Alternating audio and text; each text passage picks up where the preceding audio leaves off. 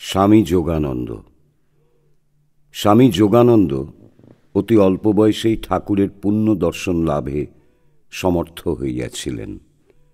লীলা প্রসঙ্গে আছে, প্রথম আগমন দিবসে ঠাকুর ইহাকে দেখিয়া এবং ইহার পরিচয় পাইয়া বিশেষ প্রীত হইয়াছিলেন এবং বুঝিয়াছিলেন তাঁহার নিকটে ধর্মলাভ করিতে আসিবে বলিয়া যে সকল ব্যক্তিকে শ্রী শ্রী জগন্মাতা তাহাকে বহু পূর্বে দেখাইয়াছিলেন, যোগিন কেবলমাত্র তাহাদের অন্যতম নহেন, কিন্তু যে ৬ জন বিশেষ ব্যক্তিকে ঈশ্বরকোটি বলিয়া জগদম্বার কৃপায় তিনি পরে জানিতে পারিয়াছিলেন, ইনি তাহাদিগেরও অন্যতম। স্বামীজি বলিতেন, আমাদিগের ভিতর যদি সর্বতোভাবে কেহ কামজিৎ থাকে, সে যোগিন। নিরঞ্জনানন্দ একদা বলিয়াছিলেন, যোগিন, তুমি আমাদের মাথার মণি।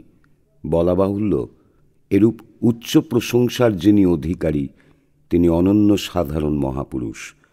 বস্তুত সরল, মহাত্যাগী, কঠোর তপস্বী, মাতৃভক্ত ও সুখদেবের ন্যায় পরম পবিত্র যোগানন্দ শুধু রামকৃষ্ণ সংঘের কেন, যে কোনো সমাজ বা কালের মাথার মণি।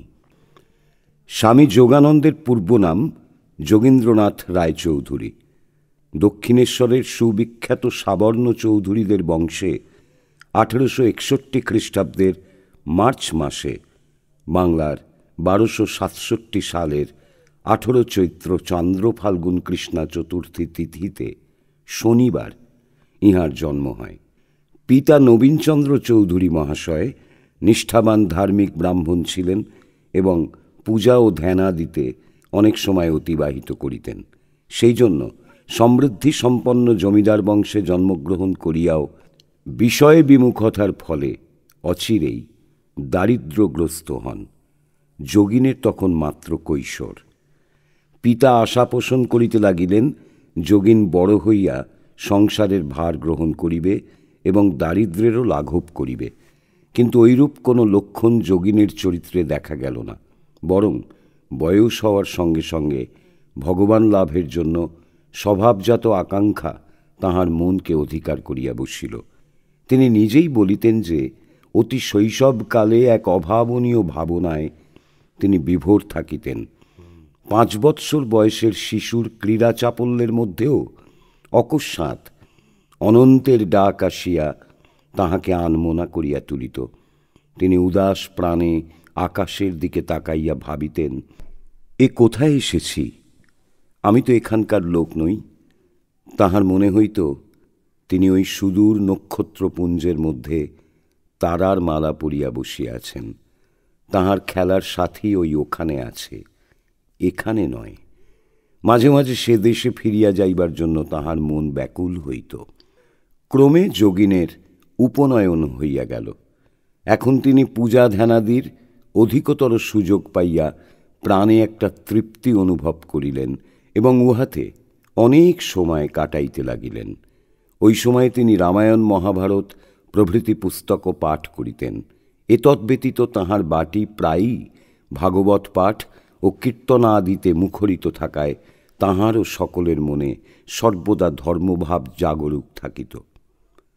যথাসময়ে পিতা তাহাকে আগরপাড়া মিশনারি বিদ্যালয়ে ভর্তি করিয়া দিলেন। বিদ্যালয়ের পাঠে নিরত থাকিলেও দক্ষিণেশ্বরের কালী মন্দির সংলগ্ন উদ্যানের সন্নিকটেই তাহার গৃহ অবস্থিত থাকায় তিনি প্রায়ই তথায় ভ্রমণ করিতে আসিতেন। বিশেষত ধর্মপ্রাণ পিতা পুষ্পচয়ন ও গঙ্গা স্নান আদির জন্য প্রত্যহ রাসমণির দেবালয়ে যাতায়াত করিতেন। এইরূপে দক্ষিণেশ্বর মন্দিরের সহিত তাহার আশৈশব সম্বন্ধ ছিল বলিলেই চলে। তিনি পরমহংসদেবের নামও শুনিয়াছিলেন এবং তাহাকে দেখিবার ইচ্ছাও পোষণ করিতেন, কিন্তু স্বভাবসুলভ লজ্জা ঘনিষ্ঠতার পথ রুদ্ধ করিয়া রাখিত। বিশেষত আলাপীদের মধ্যে তিনি তখনও পর্যন্ত পরমহংসদেব সম্বন্ধে তেমন উচ্চ ধারণার আভাস পান নাই, বরং প্রদীপের ঠিক নিম্নস্থলে অন্ধকার থাকার ন্যায় যুগাবতারের লীলাক্ষেত্র দক্ষিণেশ্বরে তখন বিরুদ্ধ সমালোচনাই অধিক হইত। ইতোমধ্যে কেশবচন্দ্র শ্রীরামকৃষ্ণকে কলকাতার শিক্ষিত সমাজে সুপরিচিত করিয়া দিয়াছেন। কেশবচন্দ্রের প্রবন্ধাদি পড়িয়া যোগীন শ্রীরামকৃষ্ণের দর্শনে উৎসুক হইলেন, কিন্তু পরিচয় করাইয়া দিবে কে? এমন সময় একদা কালীবাড়ির উদ্যানে ভ্রমণ করিতে করিতে তাহার একটি ফুল পাইবার আকাঙ্ক্ষা হইল এবং সম্মুখেই অতি সাধারণ পোশাক পরিহিত একজনকে দেখিয়া ভাবিলেন, এই ব্যক্তি নিশ্চয়ই বাগানের মালী। সুতরাং ফুলটি তুলিয়া দিতে তাহাকে আদেশ করিলেন। আদিষ্ট পুরুষ অম্লান বদনে তুলিয়া দিয়া চলিয়া গেলেন। ইহার পর একদিন যোগীন দেখিলেন, এক গৃহে বসিয়া বহু ভদ্রলোক নিবিষ্ট মনে সেই পূর্বদৃষ্ট মালীর বাণী শুনিতেছেন, আর উপদেষ্টা অবিরাম তত্ত্বকথা বলিয়া যাইতেছেন। ইহাতে তিনি যুগপৎ বিস্ময়ে ও লজ্জায় অভিভূত হইলেন। তাহার বুঝিতে বাকি রহিল না যে দক্ষিণেশ্বরের লোকেরা যাহাকে পাগলা বামুন বলে এবং কেশবচন্দ্র যাহাকে পরমহংস শ্রীরামকৃষ্ণ বলিয়া প্রচার করেন, ইনি তিনি। মনে শতই প্রশ্ন উঠিল, পাগল যদি হন তবে এত লোক কেন? ঔৎসুক্য জাগরিত হওয়ায় কি প্রসঙ্গ হইতেছে জানিবার জন্য তিনি আরও অগ্রসর হইয়া দ্বারের পার্শ্বে স্থান গ্রহণ করিলেন। যোগীন মৌন বিস্ময়ে কাষ্ঠবৎ বাহিরে দণ্ডায়মান। এমন সময় ঠাকুর একজনকে আদেশ করিলেন, বাইরে যারা আছে তাদের ভেতরে নিয়ে এসো। বাহিরে যোগীন ব্যতীত আর কেহ ছিল না। আহুত হইয়া তিনি ভিতরে আসিয়া বসিলেন। প্রসঙ্গান্তে দুরাগত ভক্তেরা চলিয়া গেলে শ্রীরামকৃষ্ণ যোগীনের নিকট আসিলেন এবং সস্নেহে তাঁর পরিচয় জিজ্ঞেস করিলেন। পরিচয় পাইয়া তিনি আনন্দের সহিত বলিলেন, তবে তো তুমি আমাদের চেনা ঘর গো। তোমাদের বাড়িতে আমি তখন কত যেতুম, ভাগবত পুরাণ প্রভৃতি শুনতাম। তোমাদের বাড়ির কর্তাদের ভেতর কেউ কেউ আমাকে বড় যত্ন করতেন।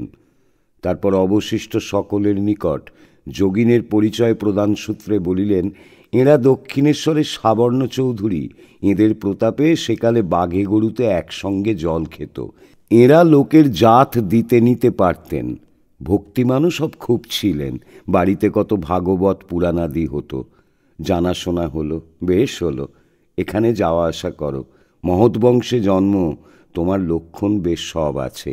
বেশ আধার, খুব হবে। তদবধি যোগীন ঘন ঘন ঠাকুরের নিকট আসিতেন, কিন্তু অতি গোপনে, অপর কাহাকেও না জানাইয়া। কারণ দক্ষিণেশ্বরের লোকের দৃষ্টিতে ঠাকুর পাগল, আর তাহাদের মতে তিনি জাতি বিচার মানিতেন না। অতএব যোগীনের ভয় ছিল যে উচ্চবংশ সম্ভূত হইয়াও সদা সর্বদাই পাগলের নিকট যাতায়াত করিতেছেন, ইহা জানিলে বাড়ির লোকেরা শুধু আপত্তি করিবে না, হয়তো একটা অনর্থের সৃষ্টি করিয়া বসিবে। কিন্তু ক্রমে উহা প্রকাশ হইয়া পড়িল এবং সমবয়স্কেরা বিদ্রুপাদিও করিতে লাগিল। যোগীন তবু পশ্চাৎপদ হইলেন না, আর সৌভাগ্যবশত পিতা ও মাতা সব শুনিয়াও বাধা দিলেন না, কারণ তাহারা জানিতেন সে বাধা নিষ্ফল হইবে। এই জানাজানির পরেও স্বভাবত নির্জনতা প্রিয় যোগীন কখন আসিতেন বা কখন যাইতেন কেহ টের পাইত না। এমনকি ঠাকুরের ভক্তদের নিকটও উহা অজ্ঞাত থাকিত। ক্রমে ঠাকুরের সঙ্গগুণে তাহার মনে বৈরাগ্যের সঞ্চার হইল। তিনি প্রবেশিকা পরীক্ষার পরে আর পড়াশোনা করিতে চাহিলেন না। কি করিয়াই বা পড়াশোনায় মন বসিবে? ঠাকুর তাহাকে যে ভাবের ভাবুক করিয়াছেন, তাহার সহিত সাংসারিক শিক্ষার সামঞ্জস্য করা দুষ্কর। তিনি ঠাকুরের নিকট শুনিয়াছিলেন যে কাম কাঞ্চন ত্যাগ ব্যতীত ঈশ্বর লাভের আশা দুরাশা মাত্র।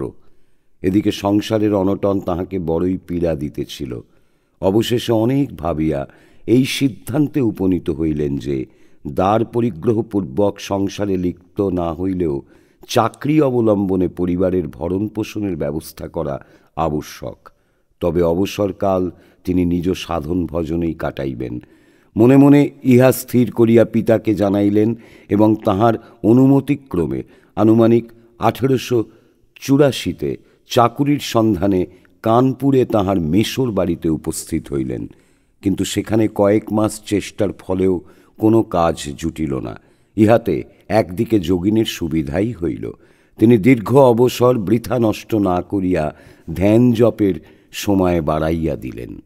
যোগিন যতই অন্তর্রাজ্যে ডুবিয়া যাইতে লাগিলেন, বাহিরে ততই তাহার গাম্ভীর্য ও উদাস ভাব স্পষ্টতর হইতে লাগিল। মেসো মহাশয় ইহা অচিরেই লক্ষ্য করিলেন এবং এতাদৃশ উচ্চ জীবনের সহিত পরিচিত না থাকায় ইহা অপ্রকৃতিস্থতার পূর্বাভাস মনে করিয়া প্রতিকারকল্পে যোগিনের পিতাকে পত্র লিখিলেন। ছেলে বড় হয়েছে, এখন বিয়ে না দিয়ে এমন করে রাখলে একেবারে বয়ে যাবে, ইত্যাদি। চিঠি পাইয়া পিতা বিবাহের যাবতীয় আয়োজন ঠিক করিলেন, কিন্তু পুত্রের স্বভাব অবগত থাকায় তাহাকে কিছুই না জানাইয়া কানপুরে সংবাদ দিলেন, যোগিনকে বাটিতে পাঠাইয়া দাও, বাটিতে অসুখ। খবর পাইয়া যোগিন মনে করিলেন হয়তো তাহার মাতা পীড়িতা হইয়াছেন। যোগিনের মনে এইরূপ আশঙ্কার উদয় হওয়ায় তিনি আর কাল বিলম্ব না করিয়া মাতৃ সমীপে উপস্থিত হইলেন। পরন্তু বাড়িতে আসিয়া যাহা শুনিলেন তাহাতে একেবারে হতবুদ্ধি হইয়া পড়িলেন। এ কি, কোথায় কাহার অসুখ? কাহারও মুখে কোনো ভাবনা বা উদ্বেগের চিহ্নমাত্র নাই। শুধু রহিয়াছে অজ্ঞাত এক ভাবী উৎসবের ব্যস্ততা। কেহ কিছু না বলিলেও তাহার বুঝিতে বাকি রহিল না যে এই সমস্তই তাহাকে কেন্দ্র করিয়া চলিতেছে। তাহার বিবাহ আসন্ন, আর মাত্র 2 দিন বাকি আছে। যোগিন আজ এক পরীক্ষার সম্মুখীন। অবিবাহিত থাকিবেন, ইহাই তো তাহার দৃঢ় সংকল্প, কিন্তু আজ কি বিধির বিড়ম্বনা। যাহা হোক, অনেক ভাবিয়া পিতাকে স্পষ্টই জানাইয়া দিলেন যে তিনি বিবাহ করিবেন না, কিন্তু পিতা তাহা শুনিবেন কেন? পুত্রকে কৌশলে রাজি করাইবেন, ইহা ভাবিয়াই না তিনি সমস্ত ব্যবস্থা করিয়াছেন। সেই ছেলের অবিবেচনায় ও অবাধ্যতায় আজ কি তাহার সমস্ত চেষ্টা পণ্ড হইবে, আর তিনি কন্যাপক্ষকে কথা দিয়া উহার রক্ষণে অসমর্থতা নিবন্ধন সমাজের নিকট অপদস্থ হইবেন? পিতা এককালে ক্রোধে অভিমানে অধীর হইয়া পড়িলেন। তিনি বলিতে লাগিলেন যে অবাধ্য যোগিনের মুখ দর্শন করিবেন না। বাড়ির লোকেরা প্রমাদ গণিলেন। তখন যোগিনের মাতা ছেলের হাত ধুকানি দড়িয়া কাঁদিয়া বলিলেন, বাবা, আমার মাথা খাও, অমত করো না, কর্তার মুখ রাখো। তিনি কন্যাকর্তাকে কথা দিয়ে ফেলেছেন। তুমি অমত করলে তাঁর অপমানের অবধি থাকবে না।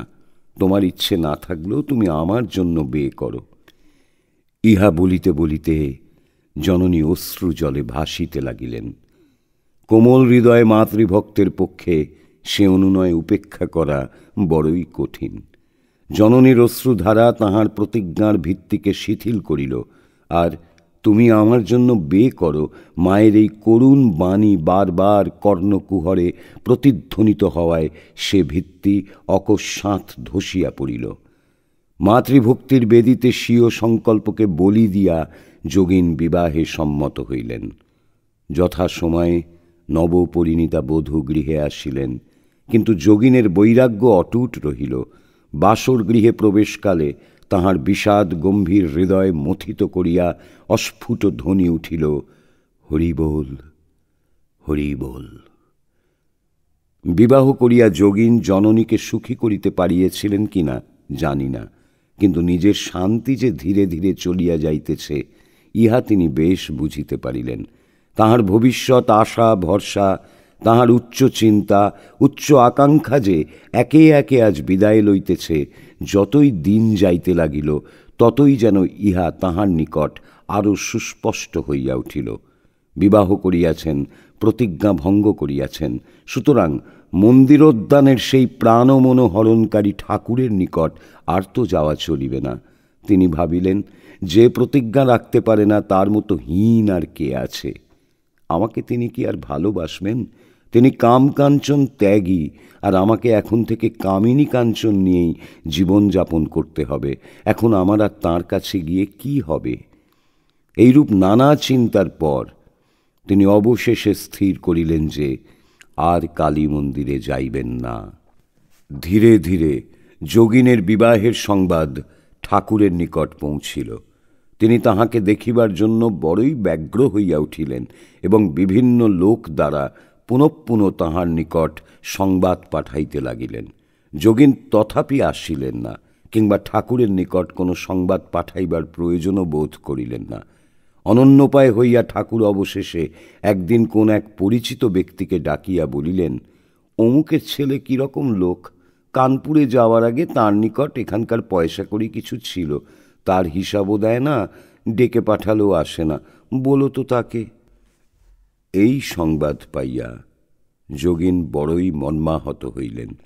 তাহার মনে পড়িল মন্দিরের খাজাঞ্চি একটা জিনিসের জন্য কিছু পয়সা তাহাকে দিয়াছিলেন এবং উহা হইতে উদ্বৃত্ত আনা 4 পয়সা খাজাঞ্চিকে দেওয়া হয় নাই, কারণ পূর্বোক্ত নানা হাঙ্গামায় তিনি কালী মন্দিরে যাইতে পারেন নাই। পরে যখন স্থির করিলেন যে আর ঠাকুরের নিকট যাইবেন না, অন্য উপায় পয়সা ফেরত পাঠাইয়া দিবেন, ঠিক সেই সময়ই ঠাকুরের নিকট হইতে এই অভিযোগ আসিল। তখন অভিমানে এবং লজ্জায় অভিভূত হইয়া ভাবিলেন, আমার সকল আশা ভরসা গেছে বটে, তথাপি এখনো এত হীন হইনি যে চুরি করব। তিনি কি আমাকে এত দূর খারাপ ঠাওরান নাকি? যাই হোক, আজই সে পয়সা ফেলে দিয়ে আসব। বড়ই ব্যথিত হৃদয়ে যোগিন ধীরে ধীরে দক্ষিণেশ্বর বাগানের দিকে অগ্রসর হইলেন। ঠাকুরের ঘরে আসিয়া দেখিলেন তিনি ছোট চৌকির ওপর বিবস্ত্র হইয়া বসিয়া আছেন। তাহাকে দেখিয়াই ছোট ছেলের মতো কাপড়খানি বগলে ফেলিয়া কাছে আসিলেন। বহুদিন বাঞ্ছিত নিধিকে আজ একেবারে সম্মুখে পাইয়া ভাবময় পুরুষের ভাবাবেগ উথলিয়া উঠিল। কি যেন এক অদ্ভুত শক্তি আজ তাহার সমস্ত দেহ মনকে চকিত করিয়া তুলিল। হাত ধরিয়াই বলিলেন, বে করেছিস? তা কি হয়েছে? এই যে আমি বে করেছি। বে করেছিস তা ভয় কি? এখানকার কৃপা থাকলে একটা কি, লাখটা বেতেও তোর কিছু করতে পারবে না। তোর যদি সংসারে থাকতে ইচ্ছে হয় তো তোর স্ত্রীকে একদিন এখানে নিয়ে আসিস, তাকে এমন করে দেব যে সে তোর ধর্মপথে সহায় ছাড়া কখনো বিঘ্ন হবে না। আর যদি সংসার করতে না ইচ্ছে হয় তো বলিস, তোর মায়া মমতা সব খেয়ে ফেলব। ঠাকুরের কথা শুনিয়া যোগিন একেবারে বিমুগ্ধ। বে করেছিস তা কি হয়েছে? এ কি নতুন কথা! যাহা শুনিলেন স্বপ্ন না সত্য? এখানকার কৃপা থাকলে একটা কি, লাখটা বেতেও তোর কিছু করতে পারবে না। দক্ষিণেশ্বরের পাগলা বামুন এই বুক ভরা আশার বাণী শুনাইয়া তাহার মনের গুরুভার অপসারিত করিলেন এবং চিরদিনের মতো তাহাকে আপনার করিয়া লইলেন। 4 গণ্ডা পয়সা ফেরত দিবার জন্যই যে তিনি সেদিন মন্দিরে আসিয়াছিলেন, মন দিতে তো আসেন নাই, কিন্তু বারবার পয়সার উল্লেখ করাতেও ঠাকুর সে বিষয়ে দৃষ্টিপাত করিলেন না। শুধু বলিলেন, ওই ভাঙা টিনের বাক্সে রেখে দে। অতঃপর ঠাকুরের উদ্দেশ্য বুঝিতে তাহার বাকি রহিল না। শান্ত মনে তিনি সেদিন গৃহে ফিরিলেন এবং তদবধি কালী মন্দিরে পুনর্বার যাতায়াত ও অধিকাংশ সময় ঠাকুরেরই কাছে যাপন করিতে লাগিলেন। যোগিনের আত্মীয় স্বজন এমনকি মা পর্যন্ত এই পুনর্মিলনকে পূর্বের ন্যায় সহজভাবে গ্রহণ করিতে পারিলেন না, কারণ ইতোমধ্যে বিবাহের বন্ধনে পড়িয়া যোগিন এক গুরুদায়িত্ব মানিয়া লইয়াছেন। তাহা স্বেচ্ছাকৃতই হউক বা পরেচ্ছাকৃতই হউক, পুত্রকে সংসারে উদাসীন দেখিয়া জননী একদিন বলিয়াই ফেলিলেন, যদি উপার্জনে মন দিবি না তবে বিয়ে করলি কেন? উত্তরে যোগিন বলিলেন, আমি তো ওই সময় তোমাদিগকে বারবার বলেছিলুম বিয়ে করব না। তোমার কান্না সহ্য করতে না পেরেই তো শেষে ওই কাজে রাজি হলুম। ইহাতে ক্রুদ্ধা হইয়া মা বলিলেন, ওটা আবার একটা কথা? ভেতরে ইচ্ছা না হলে তুই আমার জন্য বিয়ে করেছিস, এ কি সম্ভব? মাতার ওই কথা শুনিয়া যোগীন মহারাজ যেন আকাশ হইতে পড়িলেন।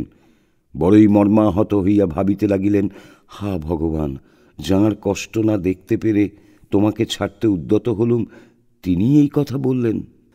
দূর হোক, এ সংসারে মন ও মুখে মিল থাকা একমাত্র ঠাকুর ভিন্ন আর কারও নেই। কথায় আছে, যার জন্য করি চুরি সেই বলে চোর। তাহার সরল প্রাণে বড়ই আঘাত লাগিল। ইহার পর তাঁহার বৈরাগ্য তীব্রতর হওয়ায় তিনি ঠাকুরের নিকট মাঝে মাঝে রাত্রিতেও বাস করিতে লাগিলেন। ঠাকুর স্বীয় সন্তানদিগকে তাঁহাদের নিজস্ব ভাব অনুযায়ী গড়িয়া তুলিতেন, কাহারও ভাব নষ্ট করিতেন না। যোগিন প্রথম প্রথম আহারাদি সম্বন্ধে এত নিষ্ঠাবান ছিলেন যে কাহারও বাটিতে জলগ্রহণ পর্যন্ত করিতেন না। ঠাকুর ইহা সবিশেষ জানিতেন। একদিন তিনি যোগিনের সঙ্গে নানা জায়গায় ঘুরিয়া অবশেষে সন্ধ্যার সময় বাগবাজারে শ্রীযুক্ত বলরাম বসুর বাড়িতে উপস্থিত হইলেন। যোগিনের সমস্ত দিন খাওয়া হয় নাই, মাত্র জলযোগ করিয়াই বাহির হইয়াছিলেন। ঠাকুরও তাঁহার আচার নিষ্ঠার কথা স্মরণ করিয়া কোথাও আহারাদির বিষয়ে উত্থাপন করেন নাই। সেই জন্য বলরামবাবুর বাড়িতে আসিয়াই তাহাদিগকে বলিলেন, ওগো, এর আজ খাওয়া হয়নি, একে কিছু খেতে দাও। বলরামবাবু ঠাকুরের কথায় যোগিনকে সাদরে জলযোগ করাইলেন। বলরামের প্রদত্ত দ্রব্যাদিকে ঠাকুর পবিত্র মনে করিতেন বলিয়া যোগিনের মনেও বলরামের গৃহ ও স্বয়ং বলরামের প্রতি শ্রদ্ধা জাগিয়াছিল। তাই সেদিন নির্বিবাদে আহার করিতে পারিলেন। এই প্রকার সহানুভূতি সম্পন্ন গুরুর প্রত্যক্ষ ও পরোক্ষ শিক্ষার অধীনে যোগিনের জীবন গঠিত হইতে লাগিল। একদিন তিনি ঠাকুরের সত্যনিষ্ঠার পরিচয় পাইয়া উহা সর্বতোভাবে গ্রহণ করিলেন। দক্ষিণেশ্বরে ঠাকুরের পা ফুলিতে থাকিলে কবিরাজ শ্রীযুক্ত মহেন্দ্রনাথ পাল বিধান দিলেন যে লেবু খাইতে হইবে। যোগিন উহা শুনিয়া প্রত্যহ 2টি টাটকা লেবু আনিয়া ঠাকুরকে দিতে লাগিলেন। কিন্তু একদিন ঠাকুর উহার রস খাইতে পারিলেন না। ইহাতে যোগিন আশ্চর্য হইয়া গেলেন এবং অনুসন্ধানের ফলে অবগত হইলেন যে বাগান হইতে তিনি লেবু আনিতেন উহা সেই দিন হইতে অপরকে জমা দেওয়া হইয়াছে। মালিকের অজ্ঞাতসারে আনিত লেবু সাধু ভোজনে লাগিল না। সদ্বংশে জাত ও ধার্মিক পরিবারের শিক্ষিত যোগিন সংসার সম্বন্ধে বড়ই অনভিজ্ঞ ছিলেন। এই শ্রেণীর লোককে সংসারের স্বার্থপর ব্যক্তিরা সহজেই প্রতারণা করে। ঠাকুরের কিন্তু শিক্ষা ছিল, ভক্ত হবি তো বোকা হবি কেন। যোগিনকেও একদিন ওই শিক্ষাদানের প্রয়োজন ঘটিয়াছিল। সেদিন যোগিন একখানা কড়া কিনিতে বাজারে গেলেন এবং দোকানিকে শুধু ধর্মভয় দেখাইলেই উত্তম দ্রব্য পাওয়া যায় এইরূপ বিশ্বাস থাকায় তাহার কথায় আস্থা স্থাপনপূর্বক নিজে পরীক্ষা না করিয়াই লইয়া আসিলেন। বাড়িতে আসিয়া কিন্তু দেখেন কড়াখানা ফাটা। ঠাকুর ইহা জানিয়া ভর্ৎসনাপূর্বক বলিলেন, ভক্ত হতে হবে বলে কি বোকা হতে হবে? দোকানি কি দোকান ফেঁদে ধর্ম করতে বসেছে যে তুই তার কথায় বিশ্বাস করে কড়াখানা একবার না দেখেই নিয়ে চলে এলি? আর কখনো এরূপ করিস না। কোনো দ্রব্য কিনতে হলে 5 দোকান ঘুরে তার উচিত মূল্য জানবি, দ্রব্যটি নেবার কালে বিশেষ করে পরীক্ষা করবি, আর যেসব দ্রব্যের ফাউ পাওয়া যায় তার ফাউটি পর্যন্ত গ্রহণ না করে চলে আসবি না। যোগিন ভাবুক ও শান্ত প্রকৃতির লোক ছিলেন। তাঁহার জানা ছিল না যে ভাবপ্রবণ বহু সাধক মিথ্যা সাত্ত্বিকতার মোহে আপন মনের দুর্বলতাকে প্রশ্রয় দিয়া জীবনে অযথা কষ্ট ডাকিয়ে আনেন এবং অপরেরও কষ্টের কারণ হন। শুধু তাহাই নহে, অনেক ক্ষেত্রে এই বিষয়ে শিক্ষকের সাবধানবাণী না শুনিয়া প্রতিকারের উপায়ও বন্ধ করিয়া ফেলেন। ঠাকুর সময় বুঝিয়া যোগিনকে এই বিষয়েও সাবধান করিয়া দিয়াছিলেন। ঠাকুরের বস্ত্রাদি যে বাক্সে থাকিত উহার মধ্যে আরশোলা বাসা করিয়াছিল। তিনি দেখিতে পাইয়া যোগিনকে বলিলেন, আরশোলাটাকে বাহিরে নিয়ে গিয়ে মেরে ফেল। যোগিন আরশোলাটাকে ধরিয়া বাহিরে লইয়া যাইলেন বটে, কিন্তু না মারিয়া ছাড়িয়া দিয়া আসিলেন। ঠাকুর এই বিষয়ে আর কিছু জিজ্ঞাসা করিবেন ইহা তিনি মোটেই ভাবেন নাই। কিন্তু ফিরিয়া আসিতেই ঠাকুর প্রশ্ন করিলেন, কিরে, আরশোলাটাকে মেরে ফেলেছিস তো? যোগিন লজ্জিত হইয়া বলিলেন, না মশাই, ছেড়ে দিয়েছি। ঠাকুর তখন তিরস্কার করিয়া বলিলেন, আমি তোকে মেরে ফেলতে বললুম, তুই কিনা সেটাকে ছেড়ে দিলি। যেমনটি করতে বলবো ঠিক তেমনটি করবি, নতুবা ভবিষ্যতে গুরুতর বিষয় সকলেও নিজের মতে চলে পশ্চাত্তাপ উপস্থিত হইবে। কাশীপুরের উদ্যানে ঠাকুর একদিন পালো দেওয়া ক্ষীর, যেমন কলকাতায় নিমন্ত্রণ বাটিতে খাইতে পাওয়া যায়, খাইতে ইচ্ছা প্রকাশ করিলেন। ডাক্তারদের ইহাতে অমত ছিল না। অতএব যোগীন্দ্র পরদিন ভোরে ঐরূপ ক্ষীর কিনিয়া আনিতে কলকাতায় চলিলেন। পথে যাইতে যাইতে মনে চিন্তার উদয় হইল, বাজারের ক্ষীরে পালো ছাড়া আরও কত কি ভেজাল মিশানো থাকে, ঠাকুরের খেলে অসুখ বাড়বে না তো। আবার ভাবিলেন, ঠাকুরকে তো জিজ্ঞাসা করিনি, তাই কোনো ভক্তের দ্বারা ক্ষীর তৈরি করিয়ে নিয়ে গেলে তো তিনি বিরক্ত হবেন না। ৭-৫ ভাবিতে ভাবিতে বলরাম ভবনে উপস্থিত হইয়া সমস্ত বলিলে ভক্তরাও বাজারের ক্ষীরে আপত্তি জানাইয়া গৃহে উত্তম দ্রব্য প্রস্তুত করিয়া দিতে চাইলেন। কিন্তু সকালে ক্ষীর প্রস্তুত করা সম্ভব হইবে না, তাই যোগীন্দ্রকে একবেলা সেখানে থাকিয়া আহারাদির পরে অপরাহ্নে লইয়া যাইতে বলিলেন। যোগিনও এই প্রস্তাবে সম্মত হইয়া বেলা প্রায় 4টার সময় ক্ষীর লইয়া কাশীপুরে উপস্থিত হইলেন। এদিকে ঠাকুর মধ্যাহ্নেই ক্ষীর খাইবার আশায় অনেকক্ষণ অপেক্ষা করিয়া শেষে যাহা নিত্য খাইতেন তাহাই খাইলেন। পরে যোগিন উপস্থিত হইলে তাহার নিকট সব শুনিয়া বলিলেন, তোকে বাজার থেকে কিনে আনতে বলা হলো, বাজারের ক্ষীর খাবার ইচ্ছা, তুই কেন ভক্তদের বাড়ি গিয়ে তাদের কষ্ট দিয়ে এরূপ ক্ষীর নিয়ে এলি? তারপর ও ক্ষীর ঘন গুরুপাক, ও কি খাওয়া চলবে? ও আমি খাবো না। বাস্তবিকই তিনি তাহা স্পর্শ করিলেন না। শ্রী শ্রী মাকে আদেশ দিলেন সমস্ত ক্ষীর যেন গোপালের মাকে খাওয়ানো হয় এবং বলিলেন, ভক্তের দেওয়া জিনিস, ওর ভেতর গোপাল আছে, ও খেলেই আমার খাওয়া হবে। আরেকদিন কলকাতা হইতে দক্ষিণেশ্বরে ঠাকুরের নিকট আসিবার জন্য যোগিন অপরাপর যাত্রীদের সহিত নৌকায় উঠিয়াছেন। আরোহীদের মধ্যে একজন ওই কথা জানিতে পারিয়া বলিতে লাগিলেন, ওই এক ঢং আর কি, ভালো খাচ্ছেন, গদিতে শুচ্ছেন, আর ধর্মের ভান করে যত সব স্কুলের ছেলেদের মাথা খাচ্ছেন ইত্যাদি। ওই কথা শুনিয়া তিনি বড়ই দুঃখিত হইলেন, পরন্তু তাহার স্বভাব বড় শান্ত, সেই জন্য কোনো কথার প্রতিবাদ না করিয়া চুপ করিয়া রহিলেন। তিনি ভাবিলেন, ঠাকুরকে না বুঝিয়া দুনিয়ার কত অজ্ঞ ব্যক্তি কত কি মনে করে, তাহাতে ঠাকুরের মতো মহান ব্যক্তির কিছুই আসিয়া যায় না। কালী মন্দিরে পৌঁছিয়া কথাচ্ছলে তিনি ঠাকুরের নিকট সমস্ত ঘটনা বিবৃত করিলেন। তিনি ভাবিয়াছিলেন ঠাকুর ওইসব কথাই কিছুই মনে করিবেন না, কিন্তু ফল অন্যরূপ হইল। তিনি বলিয়া বসিলেন, আমার অযথা নিন্দা করল, আর তুই কিনা তা চুপ করে শুনে এলি। শাস্ত্রে কি আছে জানিস? গুরু নিন্দাকারীর মাথা কেটে ফেলবে অথবা সে স্থান পরিত্যাগ করবে। তুই মিথ্যা রটনার একটাও প্রতিবাদ করলি না। ইহা ভাবিলে কিন্তু ভুল হইবে যে ঠাকুর সত্য সত্যই যোগিনকে অপরের সহিত এইসব বিষয় লইয়া বিবাদ করিতে প্ররোচিত করিয়াছিলেন। তিনি মাত্র তাহার মনের একটি দুর্বলতার দিকে বিশেষ দৃষ্টি আকর্ষণ করিয়াছিলেন।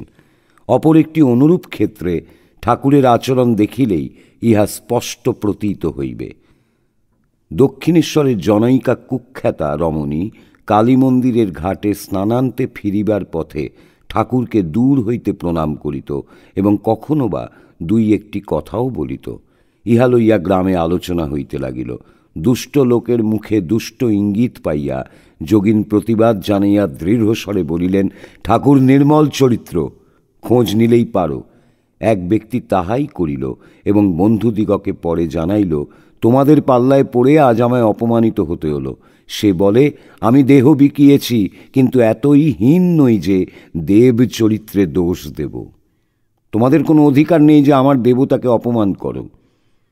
যোগিনের নিকট সমস্ত বিবরণটি শুনিয়া ঠাকুর তাহাকে বলিলেন, কত বাজে লোক কত কিছু বলে, তুই ওসব কথায় কান দিস কেন? বিভিন্ন ক্ষেত্রে তুল্যরূপ ঘটনায় বিচিত্র ও বিরুদ্ধ বিধান।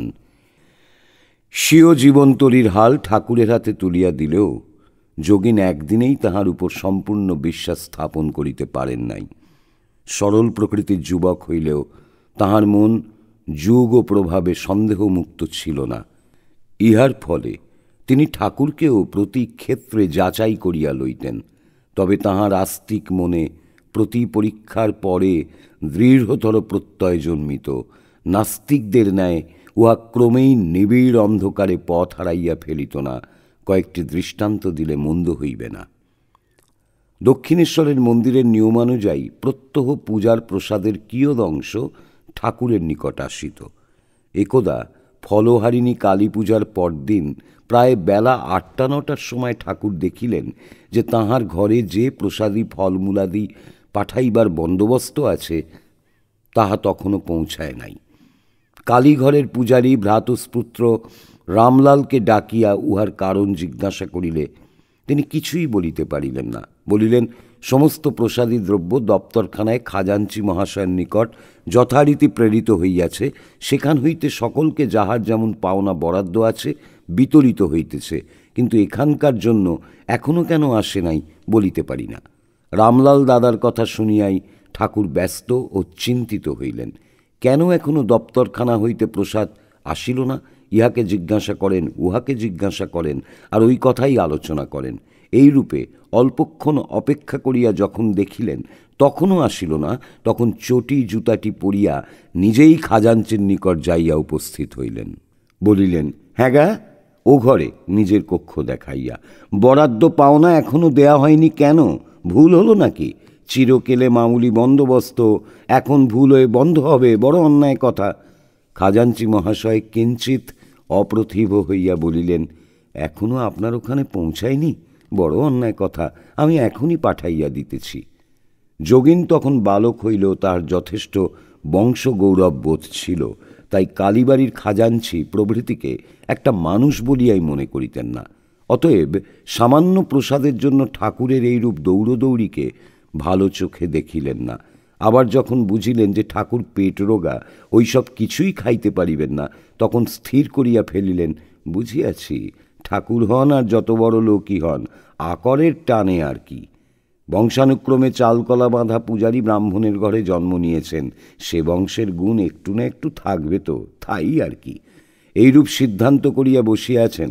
এমন সময় ঠাকুর ফিরিয়া আসিলেন এবং তাহাকে লক্ষ্য করিয়া বলিতে লাগিলেন, কি জানিস, রাসমণি দেবতার ভোগ হয়ে সাধু সন্ত ভক্ত লোকে প্রসাদ পাবে বলে এতটা বিষয় দিয়ে গেছে। এখানে যা প্রসাদী জিনিস আসে সেসব ভক্তেরাই খায়। ঈশ্বরকে জানবে বলে যারা সব এখানে আসে তারাই খায়। এতে রাসমণির যে জন্য দেওয়া তা সার্থক হয়, কিন্তু তারপর ওরা যা সব নিয়ে যায় তার কি ওরূপ ব্যবহার হয়? চাল বেচে পয়সা করে, কারু কারু আবার বেশ্যা আছে, ওই সব নিয়ে গিয়ে তাদের খাওয়ায়, এই সব করে। রাসমণির যে জন্য দান তার কিছু অন্তত সার্থক হবে বলে এত করে ঝগড়া করি। সামান্য একটি ক্ষুদ্র ব্যাপারে এতটা গভীর রহস্য। মুগ্ধ হইয়া যোগেন মহারাজ ভাবিলেন, ঠাকুরকে বুঝা দায়। দক্ষিণেশ্বরে আরেকবার ঠাকুরের উপদেশের কার্যকারিতা সম্বন্ধে যোগিনের মনে দারুণ অবিশ্বাস উপস্থিত হইলে ঠাকুরের কৃপায় উহা দূরীভূত হইয়াছিল। ঘটনাটি লীলা প্রসঙ্গের ভাষায় এইরূপ। স্বামী যোগানন্দ, যাহার মতো ইন্দ্রিয়জিৎ পুরুষ বিরল দেখিয়াছি, দক্ষিণেশ্বরে ঠাকুরকে একদিন ওই প্রশ্ন করেন। তাহার বয়স তখন অল্প, বোধহয় 14-15 হইবে, এবং অল্পদিনই ঠাকুরের নিকট গতায়াত করিতেছেন। সে সময় নারায়ণ নামে এক হঠযোগীও দক্ষিণেশ্বরে পঞ্চবটীতলে কুটিরে থাকিয়া নেতি ধৌতি ইত্যাদি ক্রিয়া দেখাইয়া কাহাকেও কাহাকেও কৌতূহলাকৃষ্ট করিতেছেন। যোগেন স্বামীজি বলিতেন যে তিনিও তাহাদের মধ্যে একজন ছিলেন এবং ওই সকল ক্রিয়া দেখিয়া ভাবিয়াছিলেন, ওই সকল না করিলে বোধহয় কাম যায় না এবং ভগবৎ দর্শনও হয় না। তাই প্রশ্ন করিয়া বড় আশায় ভাবিয়াছিলেন ঠাকুর কোনো একটা আসন টাসন বলিয়া দিবেন, বা হরিতকি কি অন্য কিছু খাইতে বলিবেন, বা প্রাণায়ামের কোনো ক্রিয়া শিখাইয়া দিবেন। যোগেন স্বামীজি বলিতেন, ঠাকুর আমার প্রশ্নের উত্তরে বললেন, খুব হরিনাম করবি, তাহলেই চলে যাবে। কথাটা আমার একটুও মনের মতো হলো না। মনে মনে ভাবলুন, উনি কোনো ক্রিয়া জানেন না কি না, তাই একটা যা তা বলে দিলেন। হরিনাম করলে আবার কাম যায়, তাহলে এত লোক তো করছে, যাচ্ছে না কেন? তারপর একদিন কালীবাড়ির বাগানে এসে ঠাকুরের কাছে আগে না গিয়ে পঞ্চবটীতে হঠযোগীর কাছে দাঁড়িয়ে তার কথা মুগ্ধ হয়ে শুনছি। এমন সময় দেখি ঠাকুর স্বয়ং সেখানে উপস্থিত। আমাকে দেখেই হাত ধরে নিজের ঘরের দিকে যেতে যেতে বলতে লাগলেন, তুই ওখানে গিয়েছিলি কেন? ওখানে যাসনি। ওসব শিখলে ও করলে শরীরের ওপরই মন পড়ে থাকবে, ভগবানের দিকে যাবে না। আমি কিন্তু ঠাকুরের কথা শুনে ভাবলুম, পাছে আমি ওর কাছে আর না আসি, তাই এইসব বলছেন। আমার বরাবরই আপনাকে বড় বুদ্ধিমান বলে ধারণা, কাজেই বুদ্ধির দৌড়ে ওইরূপ ভাবলুম আর কি। তারপর ভাবলাম, উনি যা বলছেন তা করেই দেখি না কেন কি হয়। এই বলে এক মনে খুব হরিনাম করতে লাগলুম। আর বাস্তবিকই অল্প দিনেই ঠাকুর যেমন বলেছিলেন প্রত্যক্ষ ফল পেতে লাগলুম। যোগিনের সন্দেহ ঠাকুরের উপদেশ বা লোক ব্যবহারে মাত্র সীমাবদ্ধ না থাকিয়া একদা চরিত্রের ক্ষেত্রেও ছায়াপাত করিয়াছিল। তিনি সেদিন ঠাকুরের অনুমতিক্রমে কালীবাড়িতে রাত্রি যাপন করিতেছিলেন। নানাবিধ ঈশ্বরীয় আলাপ আলোচনা দিতে রাত্রি প্রায় 10টা বাজিয়া গেলে আহার সমপানান্তে উভয়ে একই ঘরে শয়ন করিলেন। অকস্মাৎ মধ্যরাত্রে যোগিনের ঘুম ভাঙিয়া গেলে উঠিয়া দেখেন ঠাকুর ঘরে নাই, দরজা খোলা। ঠাকুর হয়তো বাহিরে পায়চারি করিতেছেন, এই ভাবিয়া যোগিন তাহার সন্ধানে বাহিরে গেলেন। একে গভীর রাত্রি, তাহাতে নির্জন, সুস্নিগ্ধ চন্দ্রালোকে চারিদিক উদ্ভাসিত। যোগিন তথাপি ঠাকুরকে কোথাও দেখিতে পাইলেন না। তাহার মনে সন্দেহ উপস্থিত হইল, তবে কি তিনি পত্নীর নিকট শয়ন করিতে গিয়াছেন? তাহা হইলে মন মুখ এক করিয়া তিনিও কি কাজ করেন না?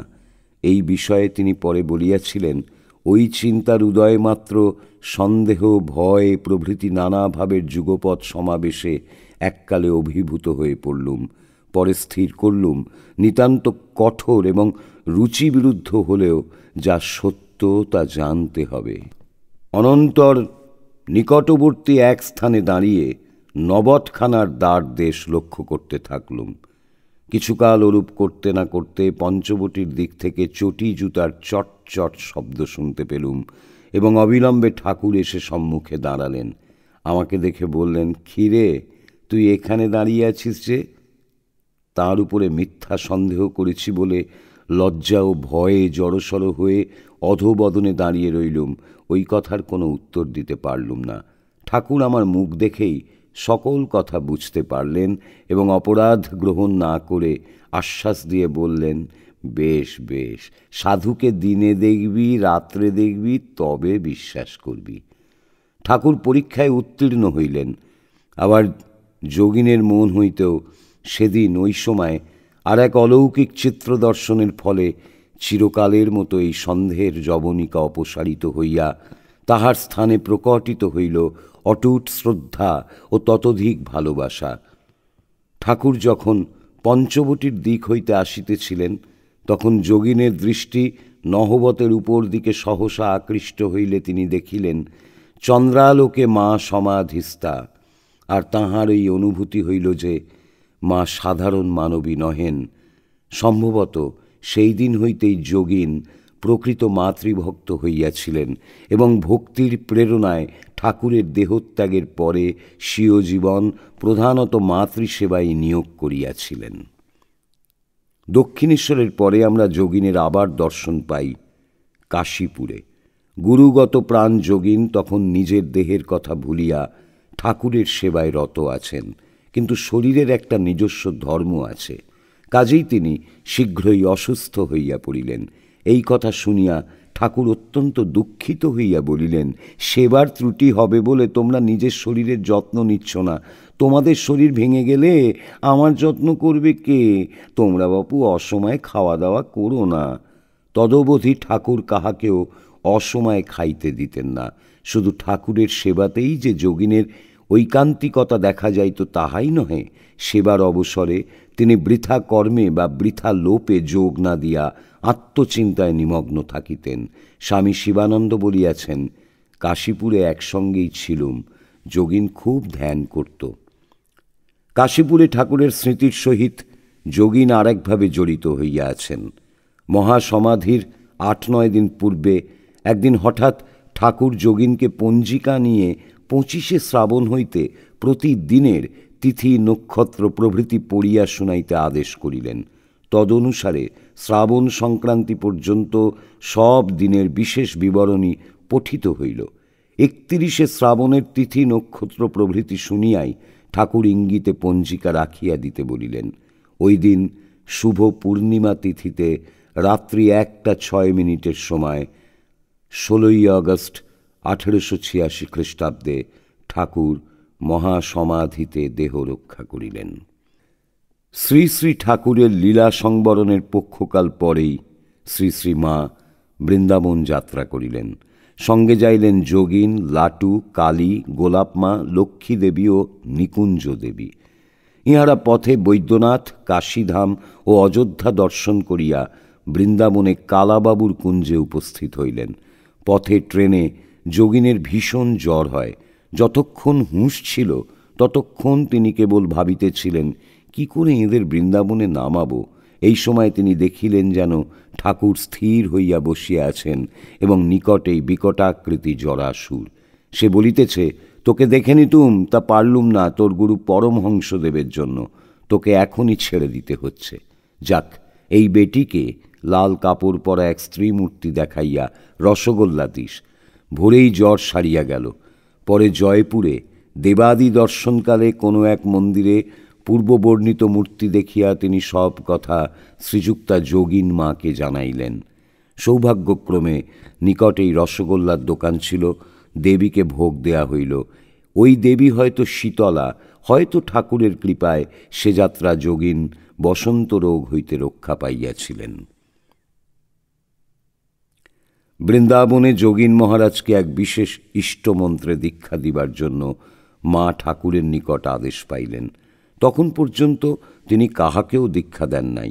এমনকি 2-3 জন ব্যতীত ঠাকুরের অপর সন্তানদের সহিত কথাও বলিতেন না। তাই প্রথমে ওই আদেশকে মনের খেয়াল ভাবিয়া তিনি চুপ করিয়া রহিলেন। কিন্তু পরপর 3 দিন ওইভাবে আদেশ পাইলেন। তাই যোগিনকে জিজ্ঞাসা করিয়া জানিলেন যে ঠাকুর তাহাকে একটা কিছু বলিবেন এইরূপ ভাব প্রকাশ করিয়াছিলেন, কিন্তু বলিয়া যান নাই। অধিকন্তু তিনিও শ্রী মায়েরই মতো মন্ত্রগ্রহণের আদেশ পাইয়াছেন। তখন মা একদিন পূজাকালে ভাবাবেশে তাহাকে আহ্বানপূর্বক দীক্ষা দিয়া ঠাকুরের আদেশ পালন করিলেন। বৃন্দাবনে নিকুঞ্জ দেবী 1 মাস থাকিয়া ম্যালেরিয়ায় আক্রান্ত হন ও কালী মহারাজের সহিত কলিকাতায় ফিরিয়া আসেন। লাটু মহারাজও কয়েক মাস পরেই কলকাতায় চলিয়া আসেন।